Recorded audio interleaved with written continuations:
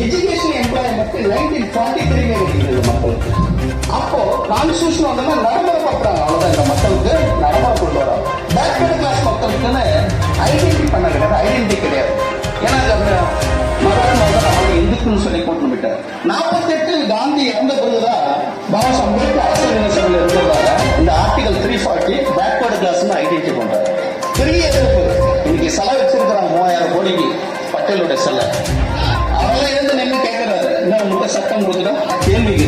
இது மத்தியில ஆர்டிகல் 340 கொண்டு வந்துட்டு என் மக்களோட அந்த மக்களோட அக்கறை தான் முக்கியம் சொல்லிட்டு ராஜினாமா பண்ணிட்டு வந்துட்டு தந்தை பெரியார் வந்து சந்திக்கிறார்.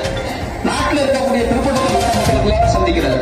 சந்திச்சு சொல்றாங்க, நான் கொண்டு வந்து இந்த அரசியல் சட்டத்தை கான்ஸ்டியூஷன் நடைமுறைப்படுத்த மாட்டாங்க, அதனால நம்ம அந்த இடத்துல போய் உட்காரணும், பண்ணி ராஜினாமா பண்ணுன்னு சொல்லிட்டு அந்த மக்களுக்கு தெரியுமா தெரியாது. இன்னைக்கு ஏன் நான் ரொம்ப திராவிட அரசியல் மேல போறோம்னா 67 ஆட்சி வந்தாங்க. 53 வருஷம் ஆயிடுச்சு.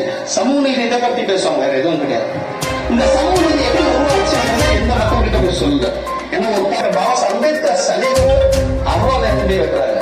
அப்ப அந்த மக்கள் வைக்கிறாங்கன்னா அந்த மக்களுக்கு எந்த விழிப்புணர்வே கிடையாது.